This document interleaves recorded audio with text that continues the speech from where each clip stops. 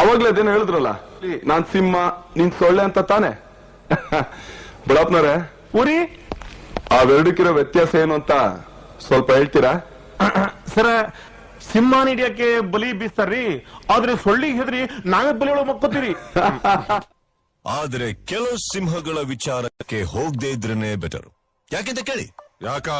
ಬೇಟೆ ಆಡವ್ರೆ ಬೇಟೆ ಆಗೋಗಿದ್ದಾರೆ ವೀರಪ್ಪ. ಹವಾ ಇಟ್ಟಿರೋರ್ಗು ಮಾತ್ರ ಇರುತ್ತೆ.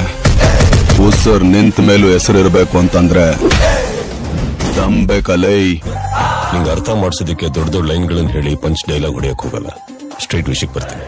ಪ್ರೀತಿಯಿಂದ ಕೊಡ್ತಾ ಇರೋ ವಾರ್ನಿಂಗ್ ನ ಲೈಟ್ ಆಗಿ ತಗೊಳಕ್ ಹೋಗ್ಬೇಡ. ನನ್ ಮುಖದಲ್ಲಿರೋ ಸ್ಮೈಲ್ಗಿಂತ ಮಾತಲ್ಲಿರೋ ವಿಷಯನ ಅರ್ಥ ಮಾಡ್ಕೊ. ಜನಗಳು ಕೊಟ್ಟಿರೋ ಸ್ಟಾರ್ ಹಣೆ ಮೇಲಿದೆ, ಇದು ಬರೆಯೋದು ರಿಫ್ಲೆಕ್ಷನ್ ಅಷ್ಟೇ. ಹೇಳಿದ್ದನ್ನ ವಾರ್ನಿಂಗ್ ಆಗಿ ತಗೊಂಡ್ರೆ ನೀನು 100 ವರ್ಷ ಆಯಸ್ಸು. ಚಾಲೆಂಜ್ ಆಗಿ ತಗೊಂಡ್ರೆ ನೀನು ಎತ್ತೋದಿಕ್ಕೆ 2 ನಿಮಿಷ. ಈ ಐರಾವತ್ತಿನ ಬೆಲೆ ಕಟ್ಟೋ ಗಂಡ್ಸು ಇನ್ನು ಈ ಭೂಮಿ ಮೇಲೆ ಹುಟ್ಟಿಲ್ಲ ಕಂಡ್ರು. ಬಜಾರಲ್ಲಿ ಒಂದ್ ಬೆಲೆ ಏನು ಅಂತ ಜನಗಳಿಗೆ ಮಾತ್ರನೇ ಗೊತ್ತಿರೋದು.